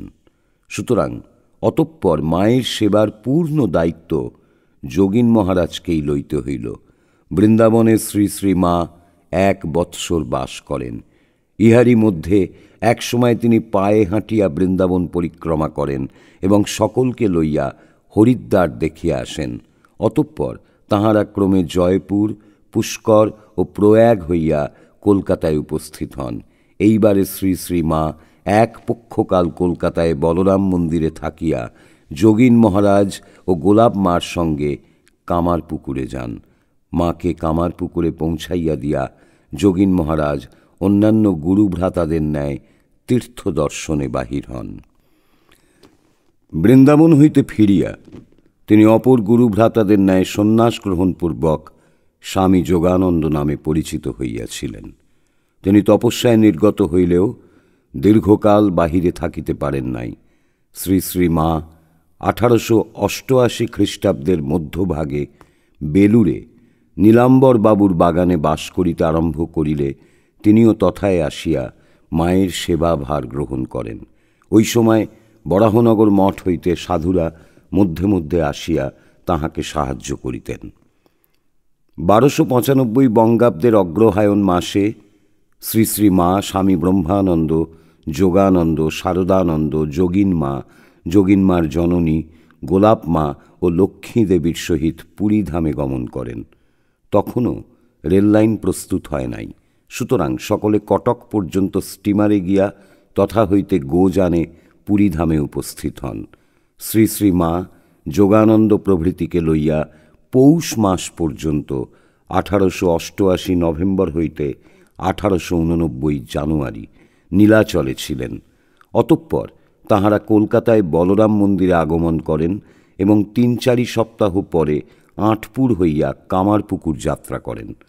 আঁটপুর পর্যন্ত স্বামী বিবেকানন্দ, যোগানন্দ, প্রেমানন্দ, শারদানন্দ, অদ্ভুতানন্দ, অভেদানন্দ, মাস্টার মহাশয়, বৈকুণ্ঠনাথ সান্যাল প্রভৃতি অনেকেই ছিলেন। ইহাদের অধিকাংশই আঁটপুর হইতে ফিরিয়া আসেন, কিন্তু যোগানন্দ, অভেদানন্দ প্রভৃতি শ্রী শ্রী মায়ের সহিত তারকেশ্বর হইয়া কামারপুকুর যান। শ্রী শ্রী মা সেবারে প্রায় 1 বৎসর কামারপুকুরে ছিলেন। ইত্যবসরে যোগানন্দ পুনর্বার তীর্থ দর্শনে নির্গত হন। তিনি বৈদ্যনাথ, গয়াধাম, প্রয়াগ, চিত্রকূট, ওঙ্কারনাথাদি দর্শনান্তে প্রয়াগে আসিয়া বসন্ত রোগে আক্রান্ত হন। সংবাদ পাইয়া স্বামীজি প্রভৃতি গুরু ভ্রাতারা তাহার নিকট ছুটিয়া আসেন। সৌভাগ্যক্রমে অসুখ গুরুতর হয় নাই, পানি বসন্ত মাত্র। দিন কয়েক ভুগিয়াই তিনি সুস্থ হইলেন। আরোগ্য লাভের পরেও যোগানন্দজি কিছুদিন প্রয়াগে ছিলেন।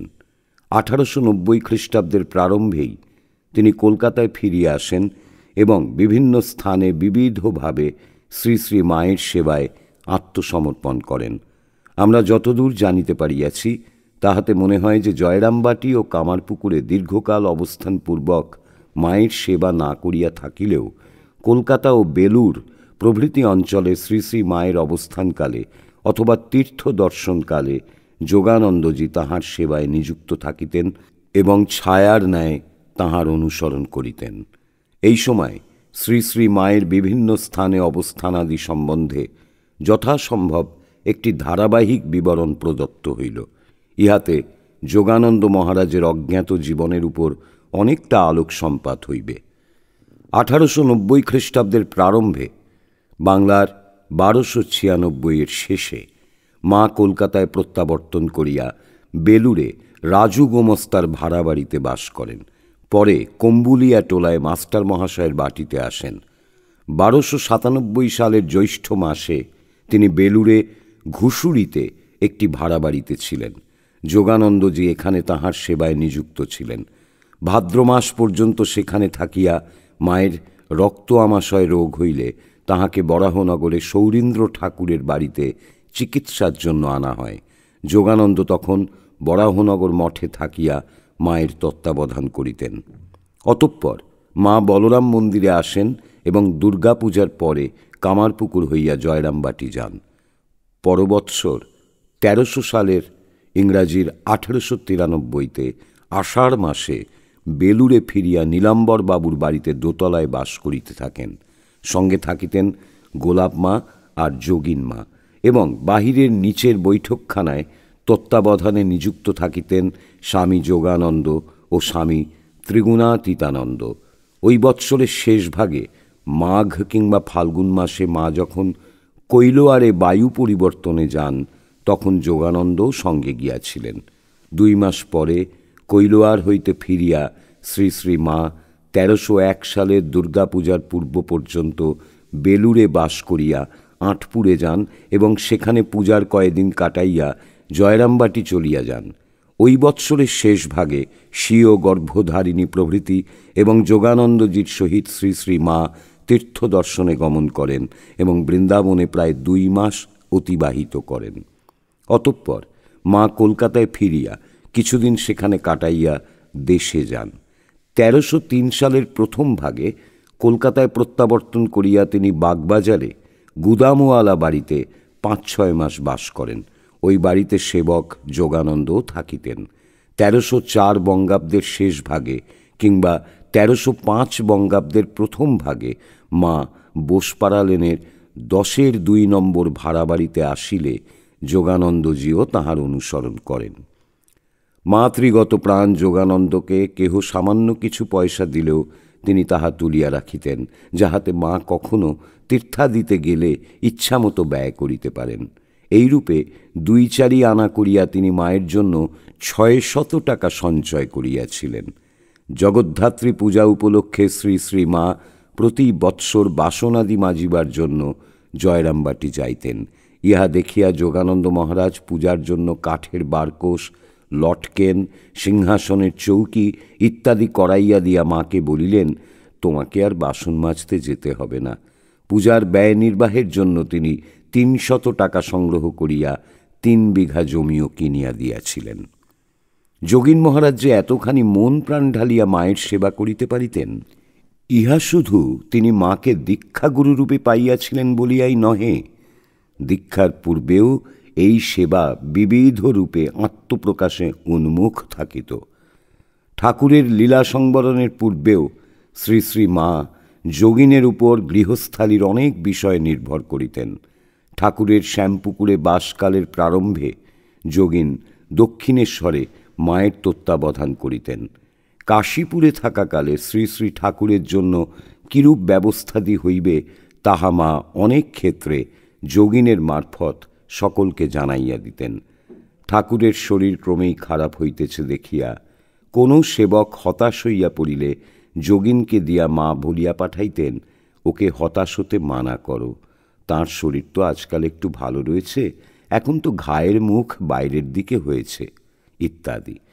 ঠাকুরের দেহত্যাগের পরে কাশীপুরের শ্মশানে মা যখন শোকে আত্মহারা, তখন যোগিন ও বাবুরামী তাহাকে সান্ত্বনা দিয়াছিলেন। এইভাবে যোগিন সর্বদাই মাতৃসেবার জন্য উন্মুখ থাকিতেন। অপর যেখানে পশ্চাৎপদ হইত, মা সেখানে যোগিনকে পাইতেন। একদিন হয়তো লাটুকে বাজার করিতে বলিলেন। খেয়ালি লাটুর মেজাজ তখন অন্যরূপ থাকায় তিনি রাজি হইলেন না। অমনি যোগিনের ডাক পড়িল। যোগিন অম্লান বদনে কাজ সারিয়া আসিলেন। যোগিন মহারাজ শ্রী শ্রী মাকে জগজ্জননী রূপে পাইয়াছিলেন আর জানিয়াছিলেন যে তিনি তাঁহার শ্রীচরণে আপনাকে সম্পূর্ণ ঢালিয়া দিয়া নিশ্চিন্ত হইতে পারেন। মায়ের প্রতি তাঁহার কি অগাধ বিশ্বাস ছিল, তাহা একদিনকার ঘটনায় স্পষ্ট প্রতীয়মান হয়। শরৎ মহারাজ একবার তাহাকে বলিলেন, যোগিন, নরেনের সব কথা তো বুঝতে পারি না, কত রকম কথা বলে। যখন যেটাকে ধরবে তখন সেটাকে এমন বড় করবে যে অপরগুলো একেবারে ছোট হয়ে যায়। যোগানন্দ বলিলেন, শরৎ, তোকে একটা কথা বলে দিচ্ছি, তুই মাকে ধর, তিনি যা বলবেন তাই ঠিক। এখানেই ক্ষান্ত না হইয়া তিনি তাহাকে মায়ের নিকট লইয়া গেলেন। এইরূপেই শরৎ মহারাজ ক্রমে মায়ের সেবাধিকার পর্যন্ত পাইয়া ও সেই সুযোগে মাতৃসেবার পরাকাষ্ঠা দেখাইয়া রামকৃষ্ণ সংঘে চিরস্মরণীয় হইয়াছিলেন। মায়ের সেবার ফলে পূত চরিত্র যোগানন্দজির মনে এরূপ দৃঢ় আত্মপ্রত্যয় জন্মিয়াছিল যে এককালে তিনি স্বামী বিবেকানন্দেরও সতর্কবাণীতে কর্ণপাত না করিয়া মায়ের কৃপায় অবিকম্পিত পদে অনন্য সাধারণ পথে চলিতে সাহস পাইয়াছিলেন। স্বামীজি প্রথমবারে বিদেশ হইতে ফিরিয়া যখন দেখিলেন যে যোগিনের সহিত মায়ের সেবায় একজন ব্রহ্মচারীও নিযুক্ত রহিয়াছেন, তখন তিনি এই বিষয়ে স্বামী যোগানন্দের দৃষ্টি আকর্ষণ আনতে জানিতে চাইলেন। মায়ের নিকট বহু প্রকারের লোকের আনাগোনা আছে, সেখানে ব্রহ্মচারীর মন নিম্নগামী হইলে দায়ী হইবে কে? যোগানন্দ সদর্পে বুকে হাত রাখিয়া উত্তর দিলেন, আমি। সেবক যোগানন্দের এই আমির পশ্চাতে কাহার অদৃষ্ট শক্তি প্রেরণা জাগাইয়াছিল, তাহা খুলিয়া বলিতে হইবে কি? যোগিনের যেমন মাতৃভক্তি, মায়েরও তেমনি সন্তান বাৎসল্য। তাহার সম্বন্ধে মা বলিয়াছিলেন, যোগিন কৃষ্ণ সখা গান্ডীবী অর্জুন, ধর্মরাজ্য সংস্থাপনের জন্য ভগবানের নরলীলার সাথী হয়েছে। স্নেহপুত্তলী যোগিনের স্মৃতিও ছিল মায়ের নিকট আদরের। যোগানন্দ মাকে একখানি লেপ করাইয়া দিয়াছিলেন। উহা ব্যবহারের অযোগ্য হইলে জনৈক ভক্তকে তুলাটা পিঁজাইয়া ও নূতন খোল দিয়া সংস্কার করাইয়া দিতে বলিলেন। কিন্তু পরে বলিলেন, না, লেপটা নিয়ে যেয়ে কাজ নেই, এই লেপ যোগিন দিয়েছিল, দেখলেই যোগিনকে মনে পড়ে।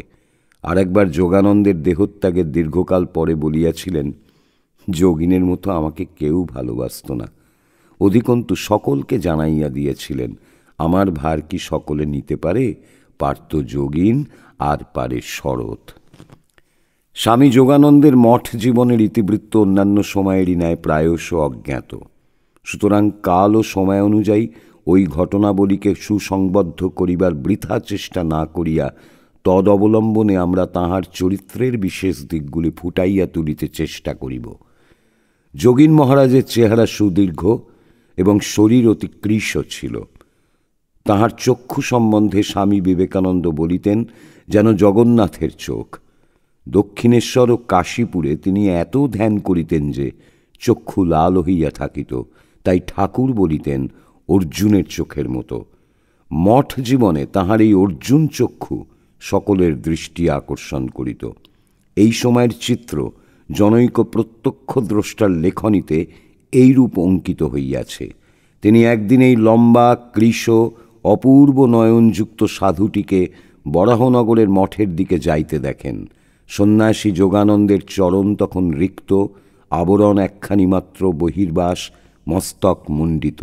তাহার পিঠে একটি ঝুলিতে আনাজ তরকারি আর ডান হাতে একটা হাঁড়ি। ঠাকুর সেবার এইসব দ্রব্য সম্ভার লইয়া দারুণ রৌদ্রে হাঁটিয়া চলিয়াছেন সাবর্ণ চৌধুরীদের বংশধর, অথচ তাহার মুখ স্নিগ্ধ প্রশান্ত। দ্বিতীয় চিত্র বলরাম মন্দিরে। মঠ আলমবাজারে উঠিয়া গিয়াছে, কিন্তু মঠ জীবনের দুঃখ, দারিদ্র্য এবং অনিশ্চয়তা তখনও কাটিয়া যায় নাই। এইরূপ নিরাশার দিনেও স্বামী যোগানন্দের কণ্ঠে একটা বড় আশার বাণী উত্থিত হইয়াছিল। সেই দিন বলরাম মন্দিরের বারান্দায় পদচারণা করিতে করিতে তিনি পার্শ্বস্থ ব্যক্তিকে বলিয়াছিলেন, যিশুর সময় কতকগুলো ত্যাগী অর্থাৎ সন্ন্যাসী বেরিয়ে জগৎকে তোলপাড় করেছিল, এইবার আরেকবার কতকগুলো ত্যাগী বেরিয়ে জগৎকে তোলপাড় করবে। ঠাকুরের বাণীতে কতখানি বিশ্বাস থাকিলে ওই সুদূর অতীতের ঘোর তিমিরে এইরকম আশার আলোক বিচ্ছুরিত হইতে পারে, পাঠক কি একবার তাহা ভাবিয়া দেখিবেন? স্বামী শিবানন্দের মতে যোগীন মহারাজ খুব রহস্যপ্রিয় ছিলেন। আলমবাজারের মঠে বাসকালে তিনি একদিন ভিক্ষা হইতে ফিরিয়া তাহার অভিজ্ঞতা ভঙ্গি সহকারে মঠবাসীদিগর নিকট বলিয়া সকলকে আমোদিত করিয়াছিলেন। তিনি কহিয়াছিলেন, মাগিটার আছে কি? একখানা খোড়ো ঘর, দুখানা ছেঁড়া কাঁথা আর একটি তামার ঘটি। হায় রে, বলে কিনা তারই বাড়িতে চুরি করতে গেছি। বলা বাহুল্য যে সন্ন্যাসী যোগানন্দ তখন মান অপমানের অতীত হইয়া সহজ আনন্দ সাগরে ভাসিতেছেন। তিনি খুব নির্জনতা ভালোবাসিতেন। একটু গীতা উপনিষদ ইত্যাদি ছাড়া তিনি শাস্ত্রাদি পড়াশোনা বেশি করেন নাই, কিন্তু স্বেচ্ছায় বৃত তপস্যা তিনি খুবই করিয়াছিলেন। 1891 খ্রিস্টাব্দে তিনি স্বামী নিরঞ্জনানন্দের সহিত প্রয়াগে তপস্যা করেন। অতঃপর ফেব্রুয়ারি মাসে কাশীতে যান এবং সীতারামের ছত্রের সম্মুখে থাকিয়া গভীর ধ্যান, ভজন ও কঠোর তপস্যায় রত হন। ওই সময় বারংবার ভিক্ষার জন্য সময় নষ্ট না করিয়া একবারের ভিক্ষায় প্রাপ্ত রুটিগুলি রাখিয়া দিতেন এবং উহারই একটু একটু জলে ভিজাইয়া 3-4 দিন ধরিয়া খাইতেন। সম্ভবত এইরূপ কঠোরতার ফলে তিনি পরে দারুণ উদারাময় আক্রান্ত হন এবং উহা তাঁহার দেহত্যাগের কারণ হয়। যাহা হোক, কাশীবাসীরা নির্ঝঞ্ঝাট যোগানন্দকে শ্রদ্ধা করিত। তাই ওই বৎসর কাশীতে একটি সাম্প্রদায়িক দাঙ্গা হইলেও নিঃসংকোচ ভ্রমণশীল তাহাকে কেহ স্পর্শমাত্র করিত না। ইহার পর কঠোরতা সম্ভূত অজীর্ণ রোগ লইয়া মে মাসে তিনি বরাহনগর মঠে ফিরিয়া আসেন এবং আগস্ট মাসে আবার কাশীধাম হইয়া প্রয়াগে যান। 1892 খ্রিস্টাব্দে তিনি আবার আলমবাজার মঠে ফিরিয়া আসেন এবং কয়েক মাস সেখানে বাস করেন। এইরূপ অন্তর্মুখ হইয়া থাকিলেও জগতের দুঃখাদি সম্বন্ধে তিনি উদাসীন ছিলেন না। তাহার গ্রামের এক ব্যক্তি রেল দুর্ঘটনায় মারা গেলে ওই ব্যক্তির পরিবার অসহায় হইয়া পড়ে। ইহাতে তাহার মনে দারুণ ব্যথা লাগে এবং তিনি তাহাদিগকে কিছু টাকার সংস্থান করিয়া দেন। কথামৃত পুস্তকাকারে প্রকাশিত হওয়ার বিষয়েও তাহার একটু হাত ছিল। মাস্টার মহাশয় তখন অতি ক্ষুদ্র পুস্তিকাকারে কথামৃত ছাপাইতেছিলেন। যোগানন্দের ইচ্ছা যে উহা বড় পুস্তকাকারে বাহির হয়, তাই তিনি শ্রী শ্রী মাকে বলিয়া সব ঠিক করিয়া রাখিলেন। অতঃপর মাস্টার মহাশয় মাকে প্রণাম করিতে আসিলে মা তাহাকে পুস্তকাকারে ছাপিতে উপদেশ দিলেন। মাস্টার মহাশয় সে আদেশ পালন করিয়াছিলেন। ঠাকুরের সন্তানদের প্রত্যেকের এক একটি বিশেষত্ব থাকিলেও তাহাদের সকলেরই যেন একটা সর্বতোমুখী প্রতিভা ছিল। স্থলে স্থলে উহা বিকশিত হইয়া সকলকে চমৎকৃত করিত। যোগানন্দের শাস্ত্রচর্চাও ঐরূপ এক চমকপ্রদ ব্যাপার। শ্রী শ্রী মা যখন বোসপাড়ার বাড়িতে থাকিতেন, তখন যোগানন্দ গিরিশবাবুর বাড়িতে নিয়মিতভাবে ভক্তদের লইয়া শাস্ত্রপাঠাদি করিতেন। এতদ্ব্যতীত স্বামীজি কর্তৃক রামকৃষ্ণ মিশন প্রতিষ্ঠিত হইলে তিনি প্রায় বিবিধ আলোচনায় যোগ দিতেন ও সভাপতিত্ব করিতেন। স্বামীজির সহিত তাঁহার সম্বন্ধ ছিল বড়ই ঘনিষ্ঠ, বড়ই প্রেমপূর্ণ। পরস্পরের প্রতি ইহাদের স্বচ্ছন্দ ব্যবহার ও সহজ বাক্যালাপ দেখিলে অপরিচিতেরা ইহাদের অন্তরের ভাব কিছুই বুঝিতে না পারিয়া অনেক ক্ষেত্রে মনে করিতেন বুঝিবা মনোমালিন্যেরই একটি অবাঞ্ছনীয় অভিনয় চলিতেছে।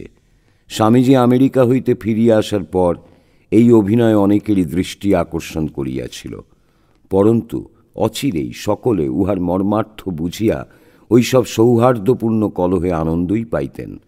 ঠিক এইভাবেই একদিন বলরামবাবুর গৃহে স্বামীজির সহিত তাহার তর্ক উপস্থিত হয়। স্বামীজির আরব্ধ ও পরিকল্পিত কার্যাবলীতে অসন্তোষ প্রকাশ করিয়া যোগানন্দজি আপত্তি তুলিতেন, তোমার এসব বিদেশিভাবে কার্য করা হচ্ছে, ঠাকুরের উপদেশ কি এরূপ ছিল? স্বামীজি উত্তর দিলেন, তুই কি করে জানলি এসব ঠাকুরের ভাব নয়? অনন্ত ভাবময় ঠাকুরকে তোরা বুঝি তোদের গণ্ডিতে বদ্ধ করে রাখতে চাস? আমি এ গণ্ডি ভেঙে তাঁর ভাব পৃথিবীময় ছড়িয়ে দিয়ে যাব। তিনি আরও বলিয়া যাইতে লাগিলেন যে সেবাই এই যুগের সাধন হইবে, কারণ প্রাচীন মতে ঠিক ঠিক সাধন করার লোক অতি বিরল, আর সেবা করিলে সাধনের সময় পাওয়াও যায় না, ইহাও ঠিক নয়। কারণ 1 ঘণ্টা ঠিক ঠিক মন স্থির করিতে পারিলে ভগবান লাভের আর বিলম্ব থাকে না। এইরূপ আলোচনা সেদিন বেশি দূর অগ্রসর হয় নাই, কারণ স্বামীজিকে কার্যান্তরে যাইতে হইয়াছিল। কিন্তু যোগানন্দের মত অপরিবর্তিত থাকায় 2 বৎসর পরে আর একদিন ওই মতভেদ আর অন্য ঘটনাবলম্বনে প্রকটিত হইল। সেদিন মহর্ষি দেবেন্দ্রনাথ ঠাকুরের নিকট হইতে শ্রীযুক্ত প্রিয়নাথ শাস্ত্রী মহাশয় আসিয়া স্বামীজির মত ও কার্যপ্রণালী প্রভৃতি বিষয়ে আলোচনা করেন। আলোচনান্তে শাস্ত্রী মহাশয় বলেন, আমরা সব বিষয়েই আপনাদের সহিত একমত, শুধু আপনাদের ওই অবতারবাদে আমরা সায় দিতে পারি না। স্বামীজি বলেন, আমি তো ঠাকুরকে অবতার বলে প্রচার করি না। তখনই দেখা গেল যোগানন্দের চক্ষু লাল হইয়া উঠিয়াছে। নরেন বলে কি? শাস্ত্রী মহাশয় চলিয়া গেলেই তিনি এই বিষয়ে ঘোরতর আপত্তি উঠাইলেন এবং গুরুভাইদের অপর কেহ কেহ তাঁহার পক্ষ সমর্থন করিলেন। তাঁহাদের বক্তব্য এই ছিল যে ঠাকুরই স্বামীজিকে বড় করিয়াছেন, সেই জন্য তাঁহার অবতারত্বে সন্দেহ প্রকাশ করিলে অকৃতজ্ঞতা করা হয়। ইহাতে স্বামীজি হাসিতে হাসিতে বলিলেন, আমি যদি প্রচার না করতুম তোদের ঠাকুরকে কে চিনত? যোগানন্দজিও দমিবার পাত্র নহেন। তিনি বলিয়া উঠিলেন, তিনি না থাকলে তুমি বড়জোর একজন WC ব্যানার্জির মতো বড় ব্যারিস্টার হতে। আলোচনা ক্রমেই গম্ভীর হইতে থাকিলে সেদিন স্বামীজির হৃদয়াবেগ এতই উদ্বেলিত হইয়া উঠিল যে তিনি অশ্রুরুদ্ধ করিতে না পারিয়া কক্ষান্তরে প্রবেশপূর্বক ধ্যানে মগ্ন হইলেন এবং ওই সমালোচনার ওইখানেই সমাপ্তি হইল। গুরু ভ্রাতারা তখন সর্বদা সতর্ক থাকিতেন, যাহাতে ভাব উচ্ছ্বসিত হইয়া স্বামীজির দুর্বল শরীরকে আরও দুর্বল না করিয়া ফেলে। যোগানন্দও এই বিষয়ে অবহিত ছিলেন। সেজন্য উক্ত ঘটনার এইরূপ অপ্রত্যাশিত পরিণতিতে তিনি বিশেষ দুঃখিত হইলেন এবং অপরের নিকটও তাহা প্রকাশ করিলেন। ফলত কথাচ্ছলে মতভেদ প্রকাশ পাইলেও গুরুভ্রাতাদের এমন একটি প্রীতির সংযোগক্ষেত্র ছিল যেখানে সমস্ত সমস্যার সমাধান স্বতই হইয়া যাইত। অতএব ওই ঘটনার পরে স্বামীজি যখন একদিন যোগীন মহারাজকে বলিলেন, দেখ যোগা, তোরা কি আমায় কাজ করতে দিবি না? তোরা অবতার কি বলছিস? অবতার তো ছোট কথা, ঠাকুর যে বেদমূর্তি, আমি তাঁরই আদেশে কাজে নেমেছি।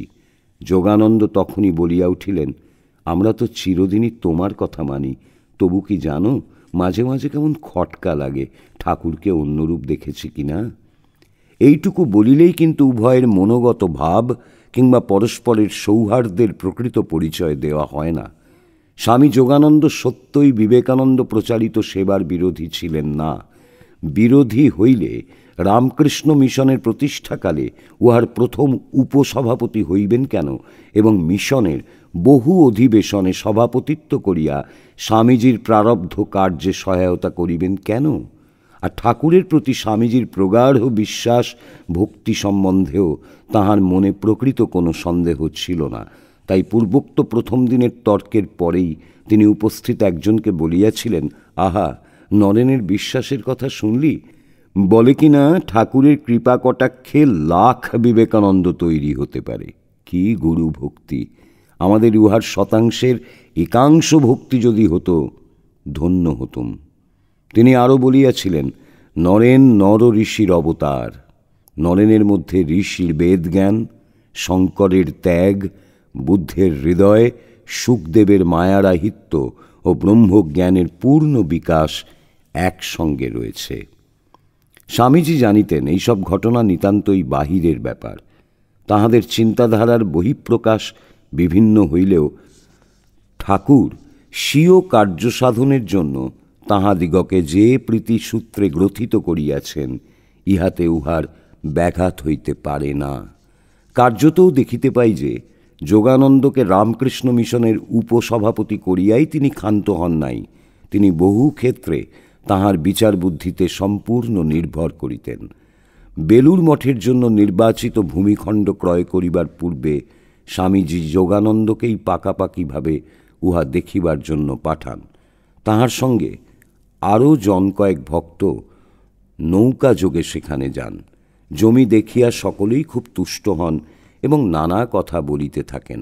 জনৈক ভক্ত বলেন, 2টি পুকুর আছে, এতে যে পদ্ম জন্মাবে তাতে ঠাকুরের পূজা হবে।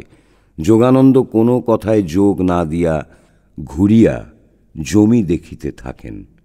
তখন তাহার মুখে একটা সন্তোষ ও দিব্য ভাবের স্ফূর্তি হইয়াছিল এবং ভূমি সম্বন্ধে জিজ্ঞাসিত হইয়া তিনি বলিয়াছিলেন, সুন্দর জমি।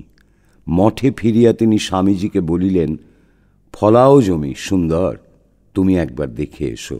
কিন্তু স্বামীজি তাহারই কথায় বিশ্বাস করিয়া আর উহা দেখিতে যান নাই।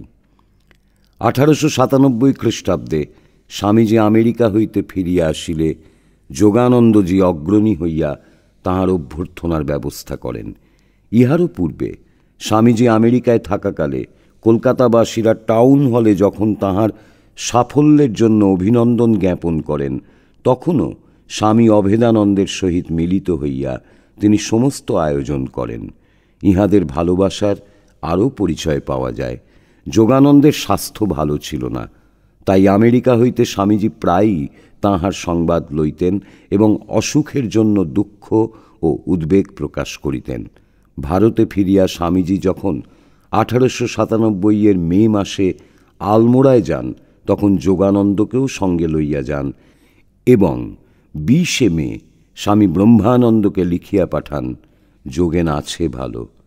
কিন্তু মাস 2 সেখানে থাকিয়াই যোগানন্দ 9 জুলাই নিচে নামিলেন। আলমোড়া তাহার সহ্য হইল না। স্বামীজি দুঃখ করিয়া লিখিলেন, যোগেন ভায়ার জন্য বিশেষ চেষ্টা করিলাম, কিন্তু ভায়া একটু আরাম বোধ করিয়াই দেশে যাত্রা করিলেন। কলকাতায় ফিরিয়া তিনি শীঘ্রই আবার অসুস্থ হইয়া পড়িলেন। পীড়া ক্রমে গুরুতর হইতেছে সংবাদ পাইয়া স্বামীজি পত্রে নির্দেশ দিলেন, যোগেনের চিকিৎসার যেন কোনো ত্রুটি না হয়, আসল ভেঙেও টাকা খরচ করিবে। ভগ্ন স্বাস্থ্য লইয়াই যোগানন্দ জীবনের শেষ কয়েকটি বৎসর কাটাইলেন। পেটরোগা লোক, ঝোল ভাত খাইতেন। শারীরিক পরিশ্রমের ক্ষমতা তাহার কিছুই ছিল না, কিন্তু এই সকল সত্ত্বেও ঠাকুরের কাজে তাহার অদম্য উৎসাহ ও উদ্যম প্রকাশ পাইত।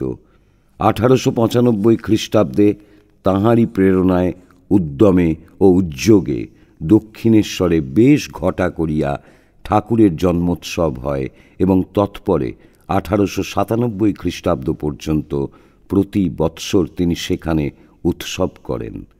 তিনি তখন প্রায়ই বলরাম মন্দিরে থাকিতেন এবং উত্তর কলকাতার বহু লোকের সহিত ঘনিষ্ঠভাবে মিশিতেন। তাহার আকর্ষণে আহিরিটোলার অনেক স্বেচ্ছাসেবক উৎসবে যোগ দিয়া উহার সমস্ত কার্য সুসম্পন্ন করিতেন। 1898 খ্রিস্টাব্দে দক্ষিণেশ্বর মন্দিরের কর্তৃপক্ষের সহিত কোনো বিষয়ে মতভেদ হওয়ায় ওই বৎসর সেখানে উৎসব করা সম্ভব হইল না, কিন্তু যোগানন্দ ইহাতে পশ্চাৎপদ না হইয়া বেলুড়ে দাঁদের ঠাকুর বাড়িতে বিরাট উৎসব করাইলেন। শরীর অসুস্থ থাকায় তিনি উৎসবে যোগ দিতে পারেন নাই। ইহাই তাহার শেষ উৎসব, কারণ পরবর্তী উৎসবের পূর্বেই তিনি 1306 সালের অগ্রহায়ণ মাসে শ্রী শ্রী মায়ের 22 নম্বর বোসপাড়া লেনের বাড়িতে শেষ রোগশয্যা গ্রহণ করেন। শেষ অসুখের সময় পালাক্রমে অনেকে তাহার সেবা করিতেন।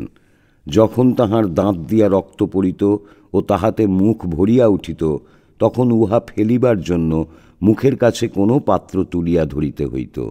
মুখ বন্ধ থাকায় তিনি কথা বলিতে পারিতেন না, ইঙ্গিত মাত্র করিতেন।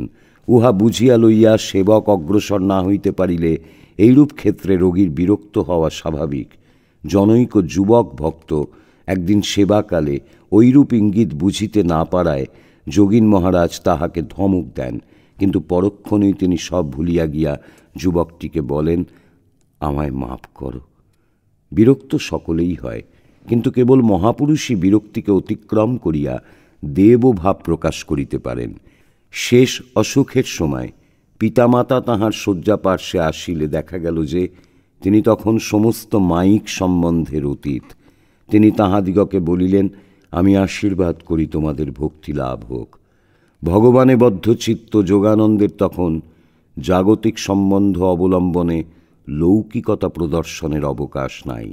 যোগীন মহারাজের অবস্থা ক্রমেই খারাপের দিকে যাইতেছে দেখিয়া স্বামীজির মনে যে কি বিষাদ উপস্থিত হইয়াছিল তাহা ভাষায় বর্ণনা করা যায় না। তিনি তাহাকে বলিয়াছিলেন, যোগীন তুই বেঁচে ওঠ, আমি মরি। কিন্তু হায়, দৈব বড়ই নিষ্ঠুর। সে কাহারও সুখ দুঃখ বা ইচ্ছা অনিচ্ছার প্রতি দৃষ্টি না ফিরাইয়া আপন মনে স্বকার্য সাধন করিয়া চলে। যোগানন্দেরও আরোগ্যের কোনো লক্ষণ দেখা গেল না। সে বৎসর ঠাকুরের উৎসবে যোগ দেওয়া যোগানন্দের সম্ভব হইল না। তখন বেলুর মঠ স্থাপিত হইয়া গিয়াছে, সে মঠেও বাস করা তাহার হইল না। স্বামীজি তাহাকে একদিন নৌকা করিয়া আনিয়া বেলুর মঠ দেখাইয়া লইয়া গেলেন মাত্র। অসুখের যখন খুব বাড়াবাড়ি, তখন শ্রী শ্রী মাতা ঠাকুরানী স্বামী যোগানন্দের স্ত্রীকে তাহার নিকট লইয়া আসেন। যোগানন্দজির ইহাতে খুব আপত্তি ছিল এবং তিনি জানাইয়াছিলেন যে তাহার মৃত্যু যখন আসন্ন, তখন এই শেষ মুহূর্তে আবার স্ত্রীর সেবা গ্রহণ করা কেন? শ্রীমা পত্নীকে নিকটে আনিয়া যোগানন্দজিকে কহিয়াছিলেন, তুমি একে দু একটি কথা বলো, একটু উপদেশ দাও। বৈরাগ্যের প্রতিমূর্তি যোগীন উত্তর দিয়াছিলেন, আমিও সব পারব না, আপনি সেসব বুঝুন।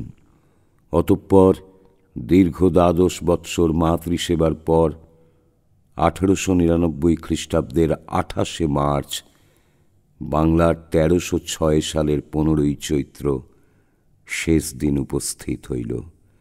সেদিন স্বামী শিবানন্দ তাহাকে জিজ্ঞাসা করিয়াছিলেন, যোগীন, ঠাকুরকে মনে আছে তো? তিনি তাহাতে বলিয়াছিলেন, আরও খুব বেশি মনে আছে, আরও বেশি, আরও বেশি। অতঃপর অপরাহ্ন 3:10 সময় রামকৃষ্ণ সংঘের একটি সমুজ্জ্বল উদীয়মান নক্ষত্র খসিয়া পড়িল। স্বামীজি ইহাতে বলিয়াছিলেন, কড়ি খসল, এবার ধীরে ধীরে বর্গাও সব খসে পড়বে। শ্রী শ্রী মাও ইহাতে মর্মাহত হইয়া বলিয়াছিলেন, বাড়ির একখানি ইট খসল, এবারে সব যাবে।